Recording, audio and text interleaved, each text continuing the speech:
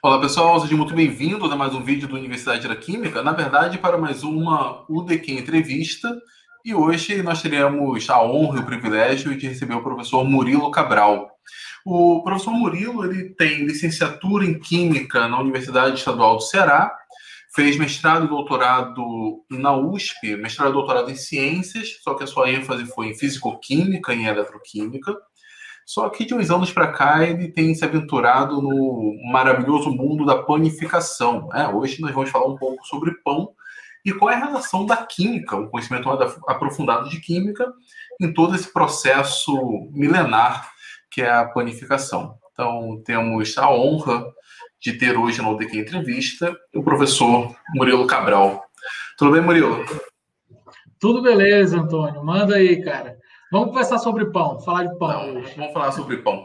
Bom, muito obrigado por ter aceito o convite e compartilhar um pouco do seu conhecimento aqui conosco. E, rapaz, a primeira coisa que eu penso é qual é o caminho que leva um professor de físico-química, eu nem disse a instituição, né? Você é professor atualmente do Instituto Federal do Rio de Janeiro, portanto, meu colega de instituto, mas há bem pouco tempo estava dando aula no Instituto Federal de Goiás. E qual foi o caminho que levou a um professor de físico-química a se aventurar na área da panificação? Conta um pouco pra gente. Cara, começou com um hobby. Foi um hobby ali, 2015, 2016, 17, por ali. Conheci a professora Ana Paula Munier, que é professora de análise instrumental, quantia, ali no campus Rio de Janeiro. A gente começou a trabalhar junto na coordenação, aí veio aquela conversa sobre pão, panificação, eu fiz o curso com ela, e depois fiz outros cursos e tal. Hoje, eu brinco com ela, né, que eu sou o aluno que se tornou assim um case de uma pessoa que levou adiante essa questão da panificação, porque eu montei um negócio junto com meu irmão na área de panificação, né, fermentação natural, uma alimentação melhor, mais saudável, e a relação disso com a química, com a fisicoquímica, que fazer pão é, se não, só química. É muita química. Não, com certeza. Um privilégio nos nossos tempos, né? Porque a fabricação de pão é milenar, no mínimo. Foi o alimento principal da humanidade durante milênios. Um processo artesanal, acho que a maior parte desse período. Hoje a gente tem... a química evoluiu, né? A ciência evoluiu, a química evoluiu, então nós compreendemos de uma forma diferente o processo. Sim. Se você pensar assim, cara, o pão vai estar ali. Tem datação da época do Egito Antigo, os primeiros processos de fermentação. Há também quem fale que encontrou alguma coisa na região ali onde é a Suíça hoje. Também já encontraram alguma coisa com pão ali, com fermento, com fermentado. Existem, assim, milhares de maneiras de se trabalhar com pão, porque, cara, uma coisa que eu converso muito hoje é assim, cara, o pão ele é um alimento, né? E de repente, assim como o ovo lá atrás foi um vilão, hoje a gente quer transformar o pão num vilão. E o pão não é vilão de nada, cara. Qualquer alimento, não tem como dar para um alimento o status de vilão. O que cabe é uma alimentação melhor. Então, quando você conhece o alimento, né, como no caso da gente, a panificação, a gente trabalha mais com as farinhas, entende um pouco mais sobre o processo, aí você vai ter um alimento de mais qualidade e, por sua vez, não tem nada de vilão, né? É um alimento do bem, assim como qualquer outro. Não, isso é correto. E aí, só para contar aqui para o pessoal o que acabou levando a nossa conversa, galera, não sei se vocês viram, há uma semana atrás, uma semana e meia, dependendo de quando publicar essa entrevista, eu gravei um vídeo falando sobre o glúten. A ideia era apresentar o que é o glúten do ponto de vista químico, assim como eu tenho falado de outras substâncias, do que era o whey protein, por exemplo, BCAA, vitamina D, enfim, nomes que nós conhecemos, mas não sabemos exatamente o que é do ponto de vista químico. Um dos objetivos do Universidade da Química é fazer esse tipo de divulgação. E aí, quando eu escolhi o título, né, pro vídeo, eu confesso aqui em público, tive a infeliz ideia de colocar glúten molécula do mal. Literalmente foi para chamar a atenção e depois explicar um pouco do glúten.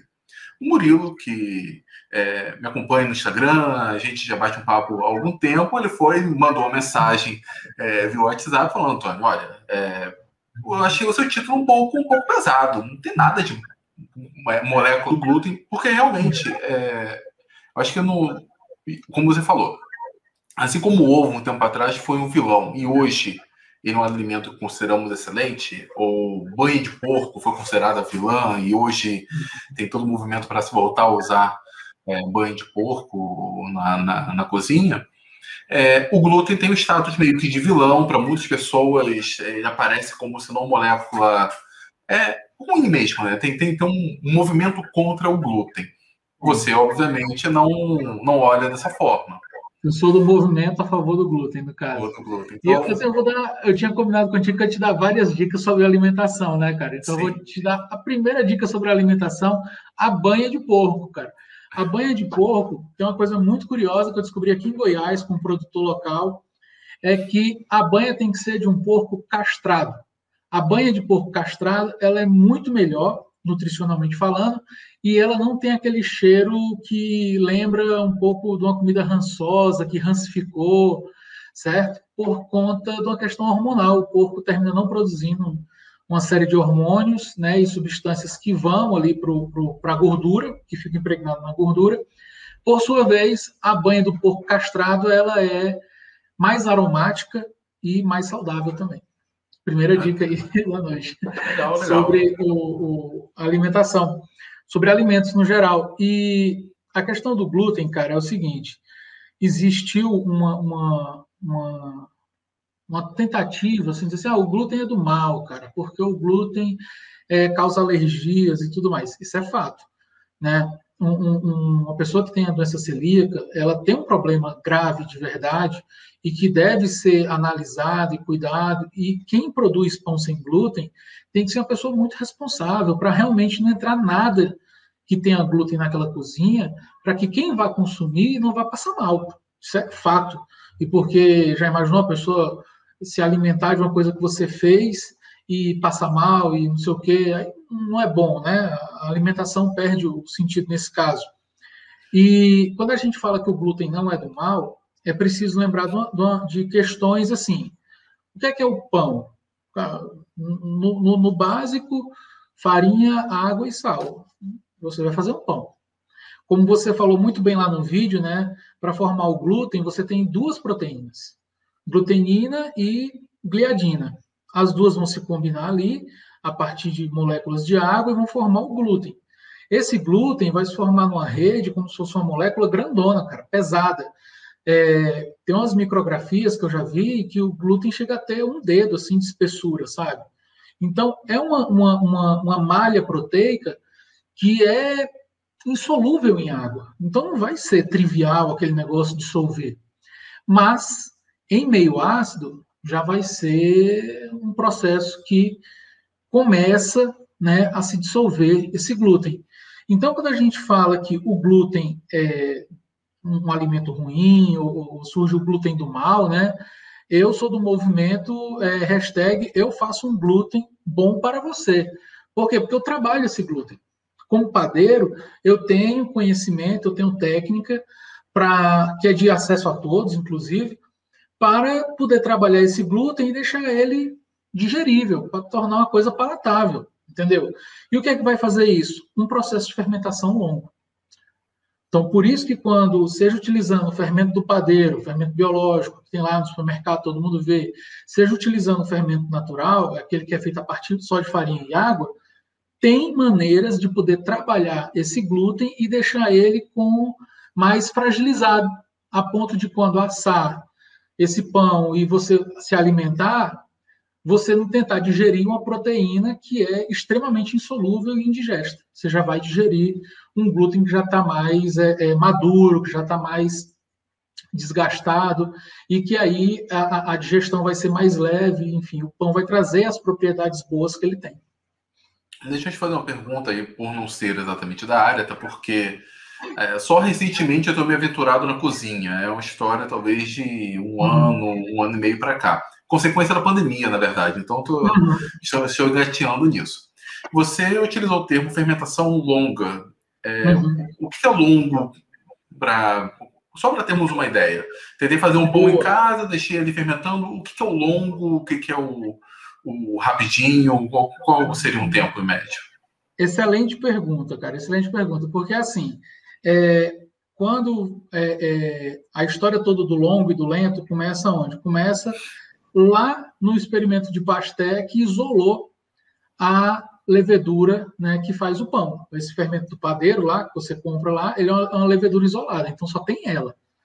Então, qual era o objetivo? Na França, quando a panificação era feita com fermentação natural, porque se produzia um fermento a partir de uma mistura de farinha e água, e ali já tinha uma quantidade de bactérias e leveduras que iriam procriar dali, a fermentação se tornava longa, por quê? Porque a produção dessas bactérias e leveduras levaria aí coisa de 6, 7 horas, até ficar num ponto tal que desse para fazer pão, pela experiência dos padeiros da época. E o cara começava a produzir a partir daí. Então, esse processo de fermentação era alongado, porque 6, 7 horas para desenvolver o fermento, mais 5, 6 horas para fermentar um pão. Então, se você fizer uma soma aí, já dá umas 11, 12 horas de trabalho, mais o tempo de assar o pão. Então, o cara gastava 12, 14, 16 horas do dia na cozinha. E no outro dia tinha que fazer tudo de novo. Quando o Pasteur isolou e deixou só uma levedura para poder trabalhar, pô, foi fantástico, cara. Em uma hora, o cara tinha uma fermentação pronta, certo? Em uma hora, a temperatura ambiente, na casa de 30 graus Celsius aí, pô, a levedura estava produzindo o máximo que ela podia de álcool e gás carbônico, o metabolismo ali bombando, o pão cresce, se você vê, em uma hora, 2 horas, um pão cresce, e dali já era levar para o forno e assar. Então, o trabalho que era exaustivo se tornou muito mais reduzido. Mas o que aconteceu? Uma questão econômica. Os caras tinham que produzir e produzir. Então, a fermentação foi se tornando cada vez mais rápida, daí o advento das câmaras fermentadoras a 35 graus Celsius. Então, o processo de fermentação que levaria 1 hora, 2, passou a levar 30, 45 minutos. Então, isso aí se tornou rápido. Enquanto nós, que trabalhamos com fermentação lenta, eu vou desenvolver uma fermentação ali inicialmente entre 4 e 5 horas e meia e vou levar isso tudo para a geladeira, para que essa fermentação freie, para que ela retarde, para que ela dê tempo. Tempo de quê? Tempo das minhas bactérias produzirem mais lentamente álcool, mais ácido acético, que esse ácido acético consiga degradar o glúten em 10, 12 horas, e a partir daí eu vou tirar meu pão, vou levar ao forno e vou assar. Então, conseguiu perceber que o rápido, hoje, você pode fazer um pão em 35, 40 minutos, sem nenhum problema, certo? Fermentar ele. Mas tem um processo também que vai permitir com que você prepare um pão em que você leve aí de 12 a 18 horas de fermentação a frio. Então, o que se tornou lento foi diminuir a temperatura, exatamente para diminuir essa atividade enzimática das bactérias, das leveduras, do metabolismo como um todo, dá uma retardada, dá uma segurada, e esse retardo permite o quê? Uma degradação do glúten. Se você opta por fermentar um pão rápido e assar rápido, cara, esse glúten está crescendo, se desenvolvendo e está maduro, cara. Ele está naquele um dedo, né, de espessura lá, firme. Ele vai assar? Vai assar. E tenha certeza que ele não vai se degradar durante o assamento, porque não houve tempo para isso. Tá? E um aspecto interessante que você citou, tanto na sua fala anterior quanto nessa, é que, bom, o glúten ele é uma malha proteica. Né? Nós estamos falando ali de uma malha proteica bem grande. Enfim, ela cresce bastante, como você até exemplificou, mas você falou que ela consegue ser mais facilmente degradada em meio ácido. Isso. E você falou que essa degradação em meio ácido, que facilita, pelo menos, uma ruptura melhor, é dada pelo próprio processo da fermentação lenta, que acaba produzindo mais ácido acético, né, no processo. E álcool também, vai produzir álcool também. Sim, sim. E nesse caso nós teríamos, então, continuamos tendo uma malha proteica, enfim, só que um pouco menor. É um pouco menos aglutinada. É como se ela fosse picotada em vários pontos. Ela é picotada e durante o processo de assamento, esse picotado vai se rasgar, assim, né? Por isso que o pão cresce, né? Ele rasga porque essa malha também está se rasgando junto. E aqui eu vou fazer uma observação, já tem muito tempo que eu falo isso, mas acho que eu nunca falei em um vídeo. Macromoléculas não tem cara, proteína não tem cara. O que eu falo com isso? Quando a gente trabalha no limite de pequenas moléculas, a água é bem definida, o gás carbônico é bem definido, a hemoglobina é bem definida, temos ali uma fórmula bem definida. Quer dizer, eu falei hemoglobina, pensei no grupo M, acho que nem hemoglobina entra exatamente nessa história. Mas quando trabalhamos com polímeros, com biomoléculas, com proteínas, nós não temos uma fórmula específica para ela. Então, não, tem um emaranhado aí. Exato. O glúten pode ter um determinado tamanho, pode ter um tamanho menor, pode ter alguns grupos a mais ou menos, mas continuamos chamando de glúten.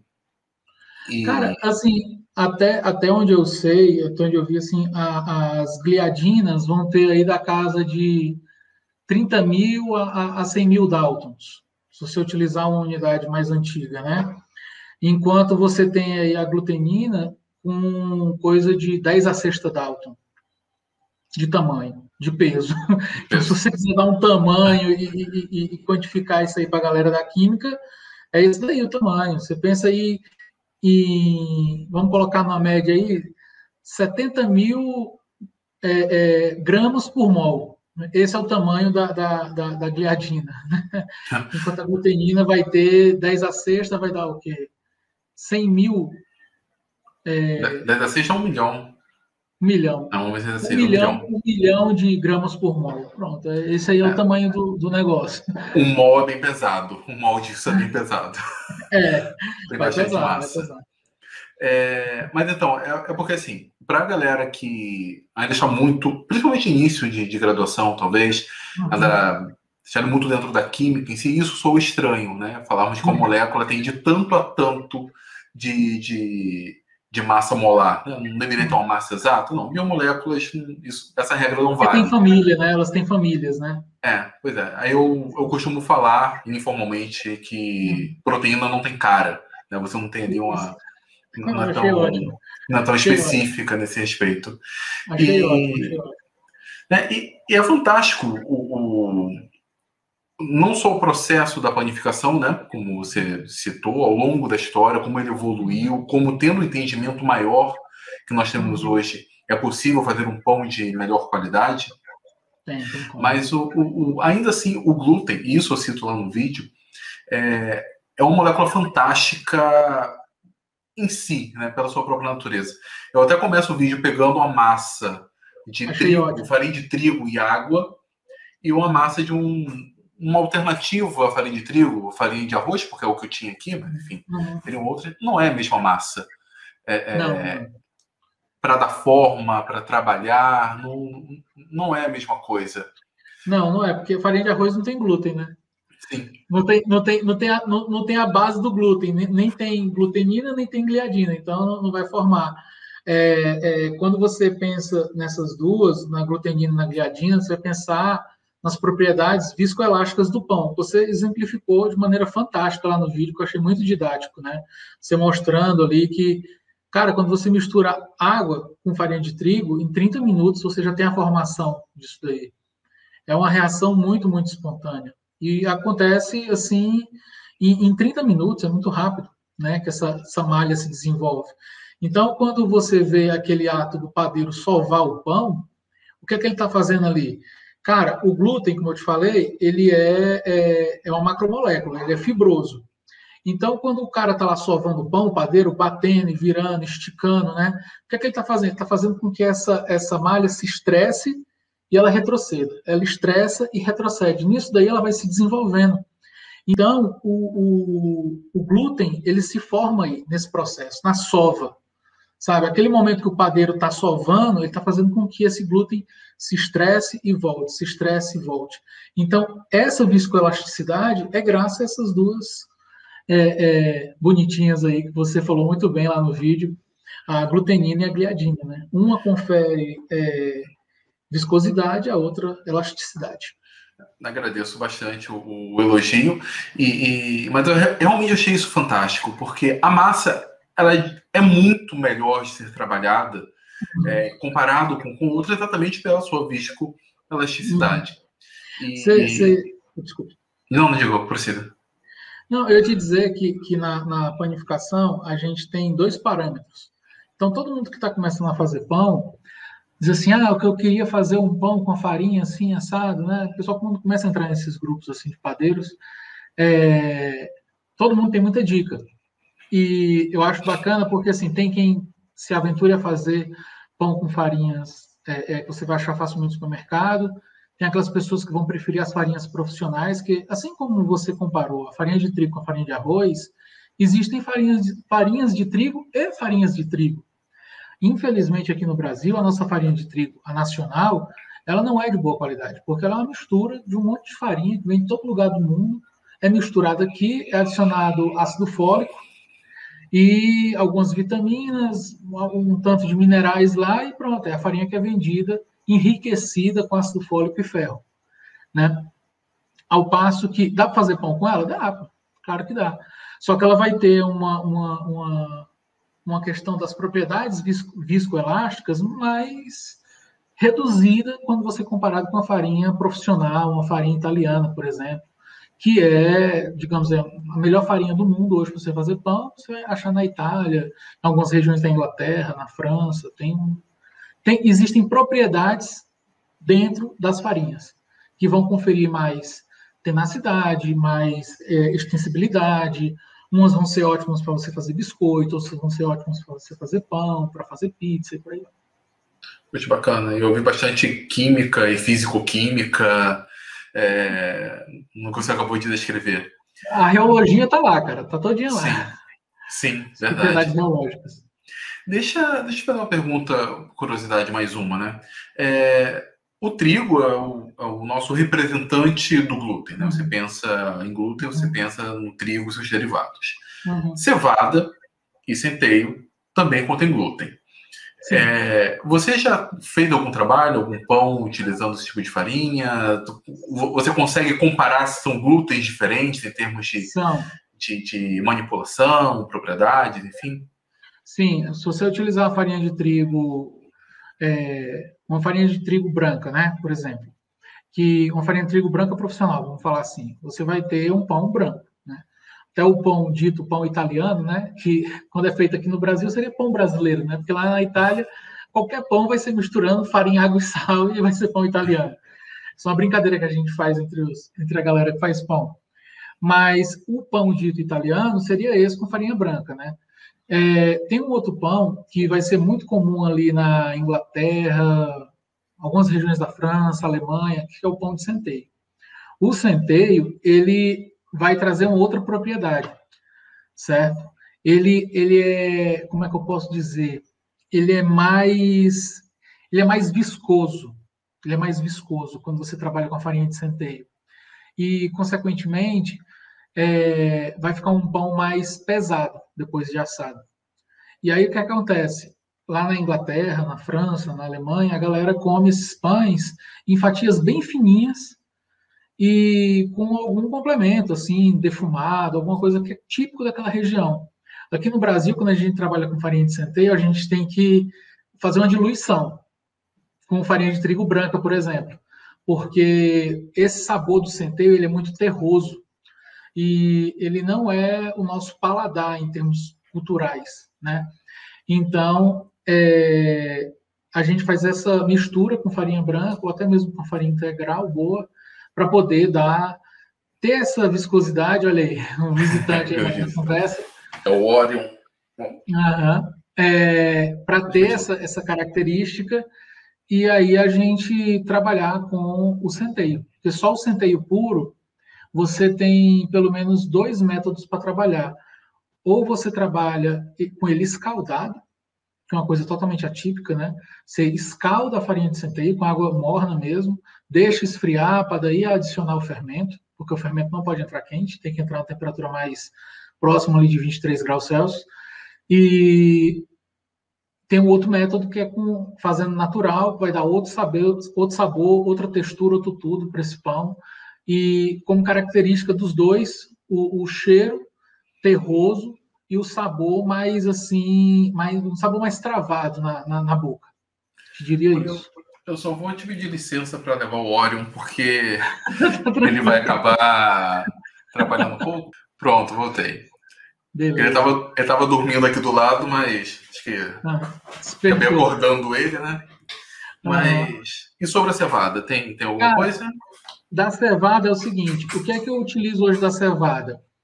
Quando eu vou fazer alguns pães com cerveja, né, que eu tento conferir ali uma característica diferente para o meu pão em termos de sabor, a gente utiliza cevada, porque a cevada, como ela é rica em malte, que é um açúcar, né, eu tenho aí é como se eu enriquecesse a minha farinha de açúcares.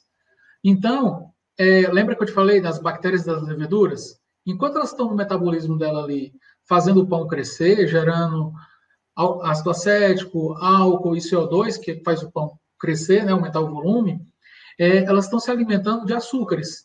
Então, quando eu misturo farinha de trigo, água, sal, não sei o quê, e coloco cevada, né, que vai entrar o malte ali, o que é que eu vou fazer? Eu vou dar mais açúcar.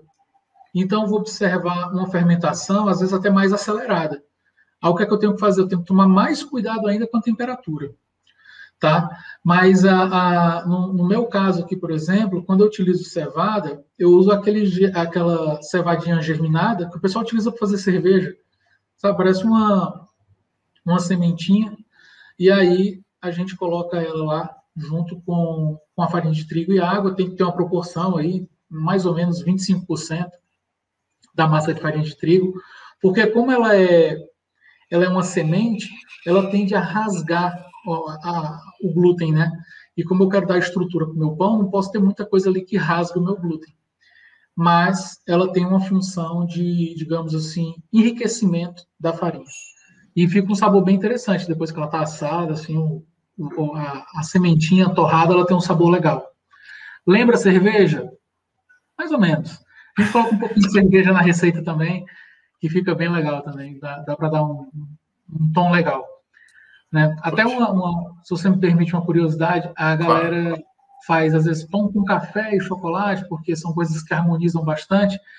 Eu tenho, como bebedor de café, eu tenho um pé atrás e um pé na frente com isso daí. Porque o café, como extração, cara, é maravilhoso, sabe? Só a extração latente do café é maravilhoso. Só com 20 minutos ele está tão oxidado que todos aqueles sabores que você gostaria de perceber já se foram. Não tem mais. E, por outro lado, se você vai utilizar um café desse para fazer um pão, você tem que deixar ele esfriar. Aí você vai fazer um pão com café oxidado. A não ser que você faça um outro método de extração, a frio, né? Para poder extrair outros sabores e tentar carregar isso para o seu pão. Isso é uma coisa que, quando a gente aprende a ler as receitas da panificação, assim, isso aqui, nem você falou, centeio, por que eu vou adicionar? Eu quero um sabor mais terroso. Cevada, por que eu vou adicionar? Eu quero adicionar um malte achocolatado ou um malte caramelo aqui no sabor do meu pão. Por que eu vou colocar café? Por que eu vou colocar chocolate? São sabores que o padeiro está imaginando aqui. A receita, Antônio, ela é linda, maravilhosa, na maioria das vezes. Só que mais lindo e mais fascinante, na minha opinião, é você ler a receita e dizer assim, estou colocando isso porque eu quero chegar ali naquele ponto. Será que eu vou conseguir ou não? Esse é o grande mistério. Tem que esperar umas 18 horas até assar o pão. A síntese não é rápida, não. É demorada. É demorado. Fantástico, fantástico mesmo. Quando nós conversamos via WhatsApp, você comentou sobre a adição de aveia na fabricação de pães, historicamente, para baratear o processo. O custo, Tem como detalhar um pouco mais essa curiosidade para a gente?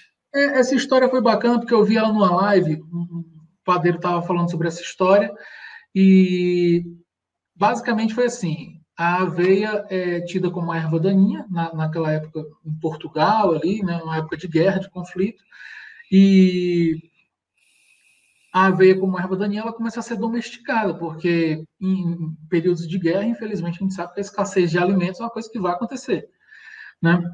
e a aveia começa a ser domesticada, e os caras viram que aquele farelo, de repente, podia ser adicionado junto com a farinha de trigo para poder fazer pão. Então, um negócio que não tinha valor comercial, não tinha valor agregado nenhum, ele foi adicionado nos pães para começar a dar, para poder aumentar a quantidade, a produção, né? Para aumentar a produção. E, consequentemente, barateou o custo. Né? Então, durante a guerra, em Portugal, aquelas invasões, Mouro, não sei quem, aquela disputa por território, o objetivo foi colocar aveia nos pães para poder aumentar a produção e saciar a fome das pessoas que precisavam, né? E eu acho essa história maravilhosa porque isso começou em conventos, né? Então mulheres iam lá produzir esse tipo de pão e faziam com uma dedicação voltada pensando em quem? Em quem estava precisando se alimentar, cara. Então eu acho isso aí fantástico, sabe? Assim, do ponto de vista histórico e até para você saber assim, por que foi adicionada aveia num pão? Ninguém estava pensando em ser fitness, cara. O pessoal só estava pensando em ter mais alimento para quem não tinha, porque até a quantidade de farinha de trigo era racionada, sabe? Hoje, quando a gente faz um pão, a gente pode ter porcentagens de água nesse pão que são altíssimas, né? Mais da metade de um pão pode ser água. Então, você usa menos farinha.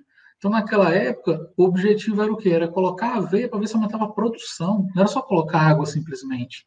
Era colocar alguma coisa que tivesse substância, né? Que desse alimento para as pessoas efetivamente. Eu acho isso aí bem interessante.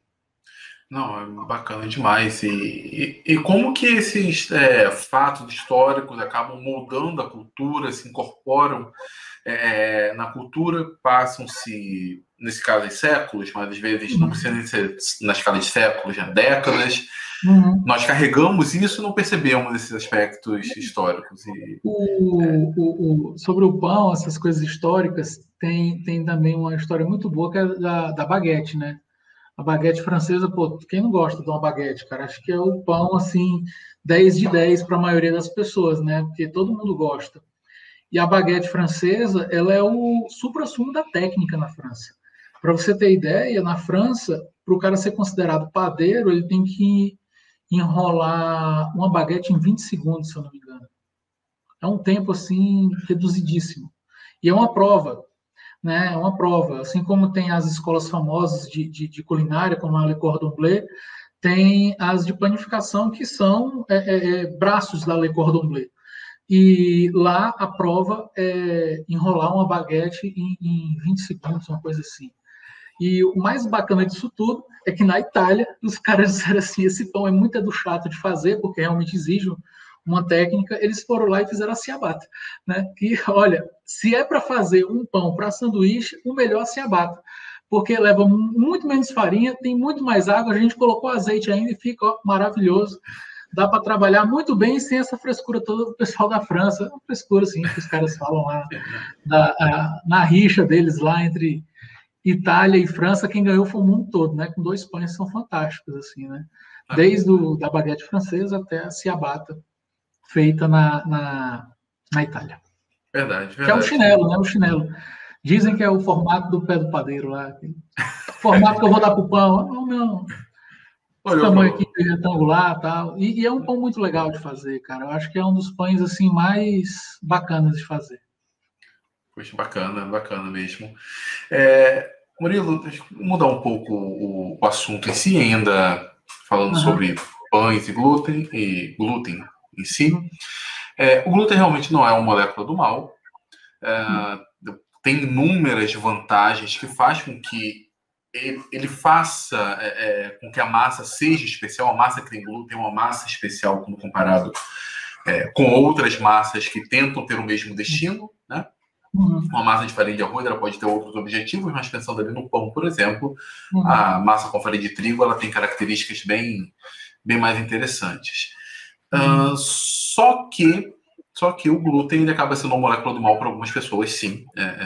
Um veneno, inclusive, que é principalmente para quem tem doença celíaca.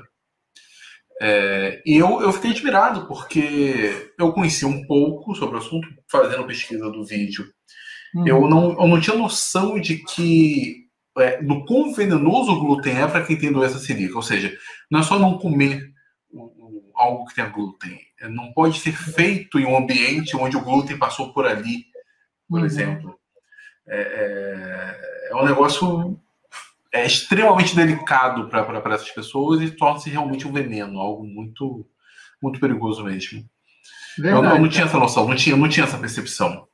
Olha, quando a gente começou a panificar, digamos assim, profissionalmente, né, pensando num negócio aqui, a gente sempre teve em mente que algumas pessoas poderiam chegar para a gente pedindo pão sem glúten. Existem várias pessoas, padeiros super profissionais que trabalham com pão sem glúten. Né? Até tem gente que diz assim, pão sem glúten não é pão. Não é bem assim, cara. Você tem que dar o alimento, ele é uma referência. Então, aquilo que vai lembrar o formato de um pão pode ser chamado de pão. Em Portugal, por exemplo, tem um pão que se chama bolo, né? Então, por que um pão sem farinha de trigo não pode ser chamado de pão, né? Então, isso é uma coisa. E outra, se o pão é inclusão, você não pode excluir um grupo de pessoas por uma questão de saúde, né? Delas se privarem de comer uma coisa que tem uma memória afetiva, que está relacionado com um domingo à tarde, em família e tudo mais. Então, a gente teve o cuidado aqui de dizer, olha, nós não fazemos pão sem glúten. Mas vocês poderiam fazer. Aí a gente, com muita tranquilidade, disse assim, não pode fazer. Porque todo o nosso maquinário de cozinha, todos os utensílios já foram utilizados para fazer um pão com farinha de trigo, né, com glúten. Então, é uma questão de responsabilidade, sabe, Antônio? A gente aqui conhece uma série de padeiros e padeiras que trabalham com pão sem glúten e a gente indica eles, porque nós sabemos que são pessoas que não utilizaram efetivamente farinha de trigo, que só trabalham com farinha de arroz, farinha de amêndoas, farinhas que não têm glúten, para poder panificar e fazer os produtos, né, que as pessoas podem comer.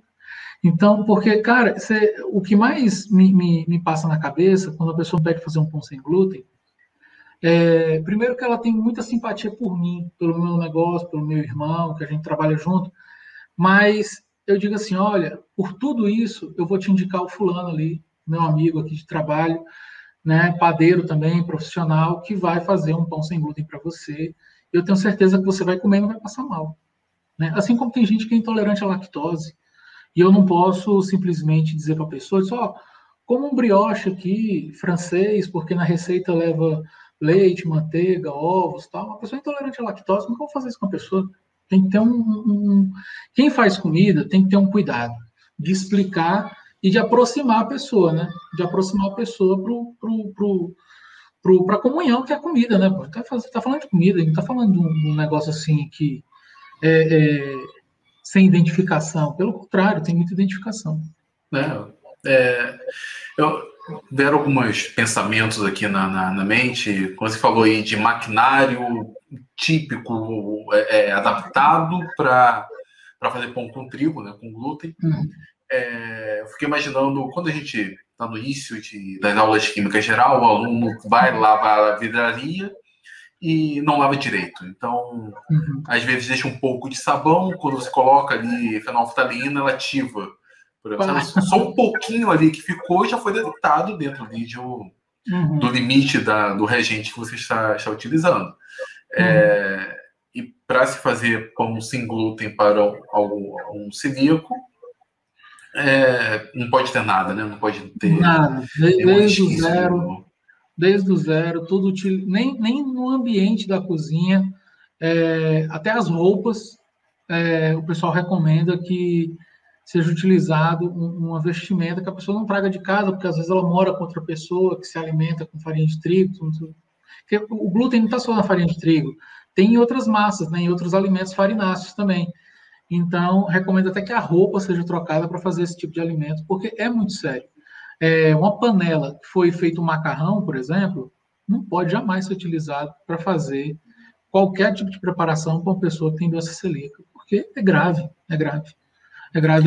Quando a gente fala que a gente que a gente trabalha um glúten bom para você, eu como padeiro posso dizer, se eu trabalho um glúten bom para você que vai se alimentar, eu tenho a consciência de dizer, se você tem problema, se você tem uma doença celíaca, não é, infelizmente, para você que eu vou fazer o pão. Vai ter outro padeiro que vai se dedicar a fazer isso daí.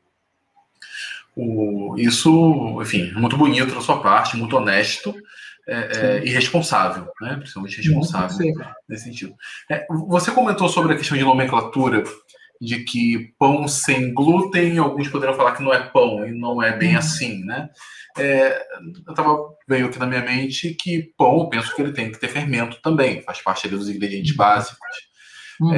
Um judeu, por exemplo, tem toda uma questão cerimonial dos pães não fermentados, que representam ali a fuga deles do Egito, que é exatamente uma mistura ali que não tem fermento. Não vai deixar de chamá-lo de... Vai falar que ele não é pão porque não teria ali o fermento, não o habitual, né? Cara, e é um pãozinho que eles fazem muito do bom, delicioso, por sinal. Mistura farinha, água, azeite, um pouco de sal, dá uma liga ali, deixa relaxar uns 30, 40 minutos, exatamente para o glúten se formar. Mas olha como a química é muito interessante, cara. Você, nesse pão que não leva fermento, você forma glúten, obviamente, né? E qual que é o lance? Eles cortam, fazem bolinhas pequenininhas ali na casa de 25, 30 gramas e abrem com um rolo. E isso daí vai direto para o fogo, né? Para uma chapa, para assar. Assa de um lado do outro e tem ainda quem leve ainda na boca do fogo direto para ele dar uma tostada, gosta daquele tostado. Maneiro. Esse pão vai fazer mal, não sei o quê, porque não é fermentado, o glúten. Cara, mas ele é tão fininho que ali é outra coisa, entendeu? Não é um negócio que você vai comer todo dia. Lembra que a gente falou lá no começo de alimentação? O lance da alimentação é ser equilibrado. Não dá para dizer que uma pessoa que só come pão é saudável e que não come pão é saudável, e vice-versa. Cara, é como você vai comer e quando você vai comer. Sabe? Esse pão que é sem fermento, né? Ele é maravilhoso, cara. Ele é maravilhoso e vai funcionar com um monte de coisa. Só que ele é fininho, bem fininho assim, quase quebradiço, sabe? É outro esquema, cara. É maravilhoso esse pão, inclusive. Me lembrei dele aqui agora. Tem um monte de receita na internet aí que o pessoal coloca. E é pão também. É pão, claro. sim. Claro e bem antigo, inclusive. Oi? E bem antigo, inclusive. Bem antigo. Uma coisa que veio também à mente, um dos comentários, na verdade, que deixaram no vídeo lá do glúten, foi um rapaz falando sobre E você comentou sobre a qualidade da farinha de trigo aqui do Brasil.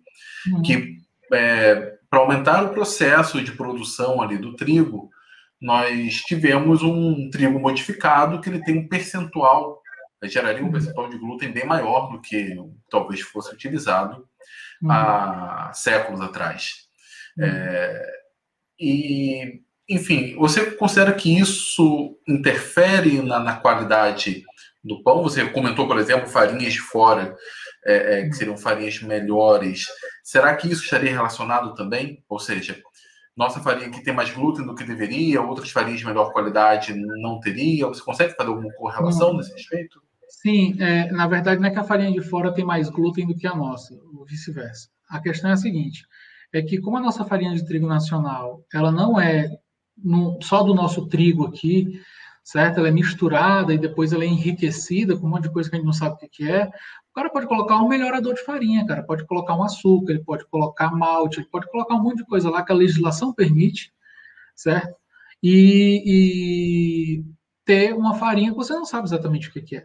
Ao contrário das farinhas importadas, em que a legislação é mais dura em relação ao trigo, né? E aí você tem uma qualidade melhor dessa farinha, que ela não é enriquecida e nem alvejada. A nossa farinha aqui, depois que o processo todo é finalizado, de enriquecimento e tudo mais, ela é alvejada, é um processo químico, para ficar branca. Porque o nosso mercado também tem esse preconceito, né? De que a farinha ela tem que ser branca, farinha de trigo branca. Assim né? como o açúcar também, né? Isso. E aí, para completar, quando você vai às vezes na padaria, tem uma pessoa que é o pão que branco. O pão branco, eu digo, tá cru. Certo? Um pão branco é um pão cru, cara. Reação de Maillard, entendeu? Não caramelizou, cara. Se não caramelizou, o que você está comendo? Sabe? Além de você estar comendo um glúten de péssima qualidade, às vezes você vai no supermercado, pela pressa, compra um pão lá tal. Você olha assim, meu Deus, o que é isso? Esse negócio branco, sabe? Não tem gosto de nada. Cara, vai por mim, uma dica minha. O gosto do pão está na casca. Porque a casca carameliza. A casca tem açúcar. Todos os açúcares estão ali na casca. Então, aquela casquinha que forma lá é mais dura, tal, não sei o que, mas aquilo ali é que é sabor, cara. O sabor está ali do pão. Voltando para a farinha. A nossa farinha nacional só tem um tipo que é de qualidade, que seria a nossa farinha integral, mas não são todas. Porque a farinha integral, que infelizmente está na prateleira da maioria dos supermercados, é uma farinha integral misturada. E eu vou te dizer por quê. Por uma questão de legislação. A legislação fala que o prazo de validade de uma farinha de trigo é de 3 meses, uma farinha de trigo orgânica. Ao passo que essa dos supermercados, se você olha lá, o prazo de validade dela é de 1 ano. Por quê? Porque o cara tira o germe do trigo. Aí você assim, mas o germe do trigo não é nada, pô, o trigo todinho lá, pô, tira um negocinho lá, 2% em massa. É, 2% em massa, mas lá dentro tem 20% dos nutrientes do trigo. Você é melhor do que eu na química geral aí, nas porcentagens de massa e massa-volume. Cara, boa parte do enriquecimento da farinha, do poder nutricional dela, foi retirado. Porque a partir dali é que vai nascer o caruncho, e o caruncho vai estragar, às vezes, a farinha toda, entendeu? Então, tem uma questão que é econômica, que a nossa legislação permite que isso seja feito. Então, a farinha que você encontrar, na maioria das vezes, no supermercado, ela vai ser uma farinha de trigo integral dopada. Ela foi retirada, o germe, e depois foi adicionado farelo de trigo lá dentro para poder enriquecer ela e deixar ela com aspecto integral. Uma prova disso daí também é quando você vai no supermercado e tem uma grande empresa que vende um pão que é dito assim, artesanal. Artesanal e integral. Se você virar e ler o rótulo, Antônio, você tem 35 ingredientes, cara. Um negócio que é artesanal e natural não tem como ter 35 ingredientes, cara. E o primeiro ingrediente é uma farinha de trigo enriquecida com ácido fólico e ferro. Não, peraí. É uma questão de interpretação de texto, às vezes, entendeu? De vocês, assim, a nossa sociedade, Antônio, eu acho, em termos de alimentação, ela tem que evoluir no sentido de começar a ler o rótulo. Sabe? Quando existe uma série de campanhas direcionadas para isso, para a gente começar a ler o rótulo dos alimentos, ver o que é que a gente está comendo. Sabe? Se uma pessoa, por mais que a gente venda pão aqui, no nosso rótulo tem que ter escrito assim, contém glúten. É pão, porque existe pão que é sem glúten. Você está incluindo pessoas. Então, você tem que avisar que tem glúten. Então, leia o rótulo. Se você lê o rótulo para ver que contém glúten, leia o rótulo também para ver a receita daquele pão. Sabe? E algumas fazendas, inclusive aqui em Goiás, eu sou privilegiado em relação a isso. Eu moro em Goiânia e eu na cidade aqui perto, 120, 130 quilômetros daqui, chama Vianópolis, tem uma fazenda de farinha de trigo orgânico e lá é produzida a melhor farinha de trigo integral do Brasil, uma farinha maravilhosa, espetacular, uma farinha que você faz um pão integral que, olha, cara, tenho que levar para você quando for para aí. Ah, puxa, você é fantástico, muito bom. Mas você comentou sobre o rótulo, com os meus alunos, eu acho que em nenhum vídeo eu falei isso, mas com os meus alunos sempre falo, leiam o rótulo. Um químico consegue ler o rótulo, ele gosta ele tem essa curiosidade. Tem é um problema, mas é um problema sério nesse respeito para a maioria das pessoas. É um problema de educação, acesso a um pouco mais de educação para compreender aquilo. É diferente de você lendo. E eles ainda fazem uma sacanagem, eu acho que o termo é esse. Alguns rótulos ainda estão em inglês. Eles nem passam para o português. Então, assim, já seria um desafio para a pessoa pegar o rótulo, ler e conseguir extrair alguma coisa. E ainda em outra língua, já... Você acessar o Google ali no supermercado, às vezes, alguém chamando, filho chamando, não sei o que, é difícil, né, cara, para fazer tradução na hora. Mas eu vou dar uma dica, assim, super didática. Essa é a didática das didáticas. Você começou a ler o rótulo, o primeiro nome que você lê, que você lembrar que sua avó não sabe o que é, não compre, porque não deve ser coisa boa. Cara, você leu ácido de ciclo, não sei das quantas, minha avó não ia saber o que é isso aqui, de certo não é muita coisa boa, não vai ser bom. Essa é a Muito melhor bom, dica. muito bom. Mas essa questão do rótulo bom, quem tem condições de ler o rótulo, quem tem um pouco mais de conhecimento, onde é possível fazer isso, leia, que é algo muito legal. Assim, como os químicos gostam de ler os rótulos, porque Leiam, leiam. tem um certo feeling com aquilo, né? Isso, eu acho que é muito importante, cara. Murilo, eu já tem algum tempo também falo que, para mim, não existe molécula mágica, né? Não existe molécula cura tudo. Nesse período da pandemia apareceram algumas moléculas cura tudo, ou tratamentos cura tudo. Isso não existe. Isso é balela. Tá? Isso não existe. Mas assim, também não existe uma molécula tão vilanesca assim. Né? Porque eu acho que as coisas no campo nutricional evoluíram, o que é uma coisa muito boa. Tem muitas pessoas com preocupação alimentar, pensando ali talvez em algum suplemento, pensando numa dieta mais adequada. Isso é muito legal. Só que ao mesmo tempo aparecem alguns nomes ou coisas que viraram realmente vilãs, né? Você comenta sobre aquilo e já faz uma careta. O glúten entrou nessa, né? No final da história ele entrou. Existem pessoas que realmente não tem como fazer uso do glúten, quem tem doença celíaca. Outros têm alergia, uma sensibilidade, também não é um caso tão ruim quanto a doença celíaca, mas também não é nada agradável, tem que tomar bastante cuidado.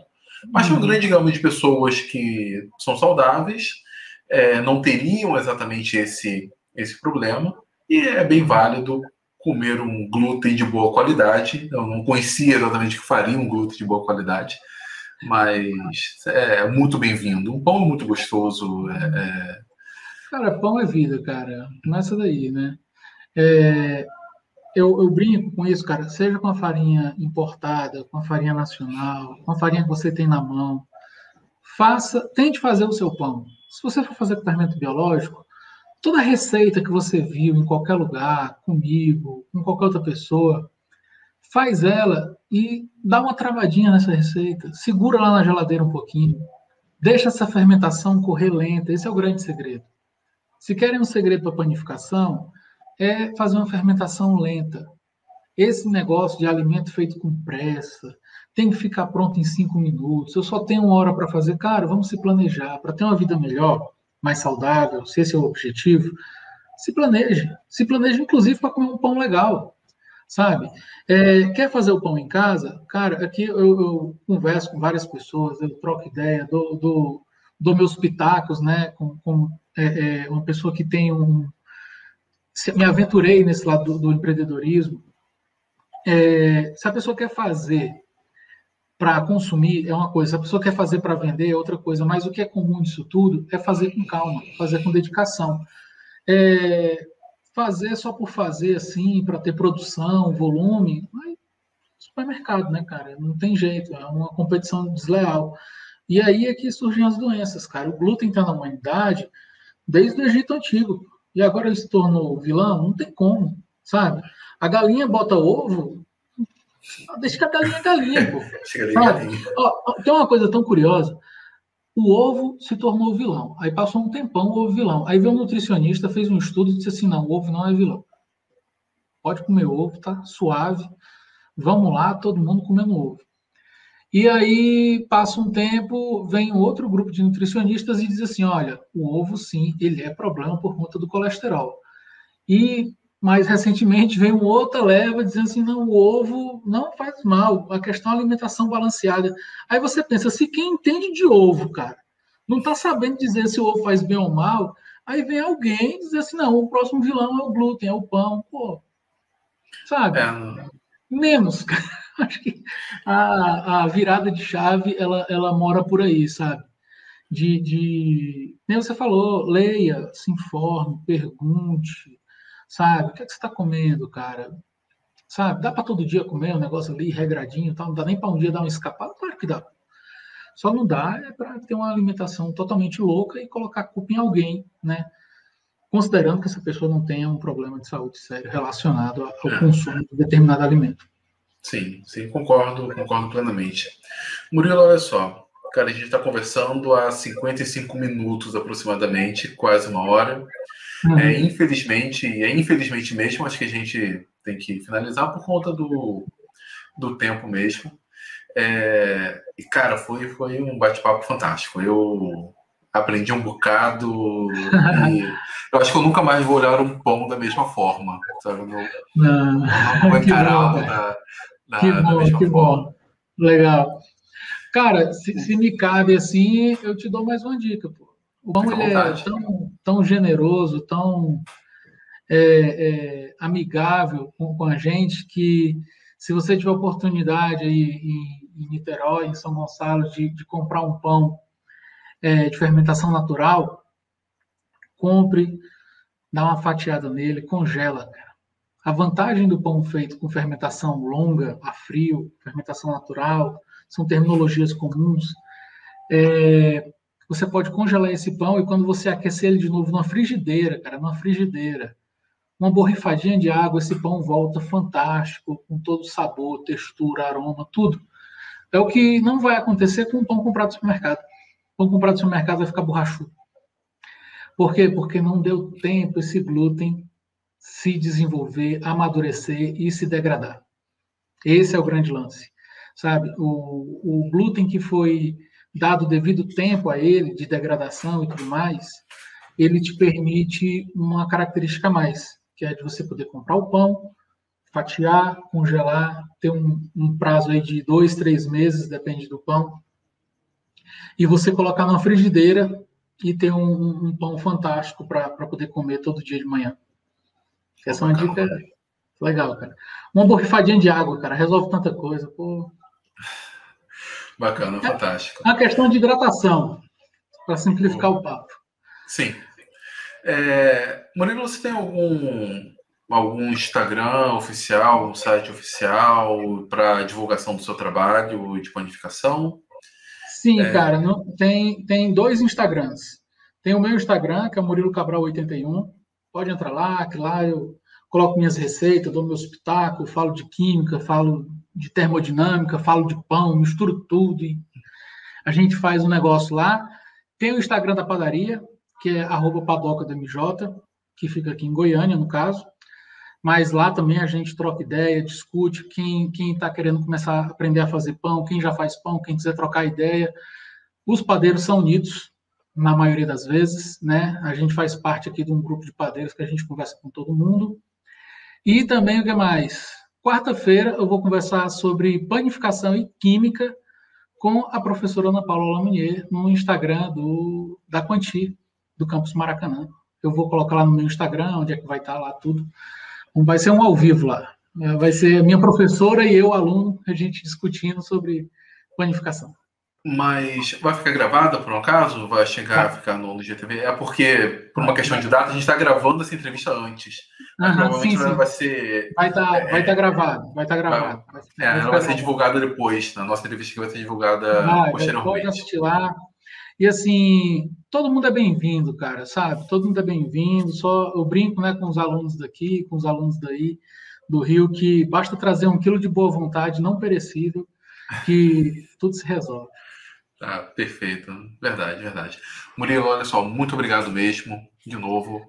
Uma honra tê-lo aqui na Universidade da Química e, enfim, vamos continuar conversando, trocando ideias. Estamos aqui para nos ajudar e divulgar conhecimento, né?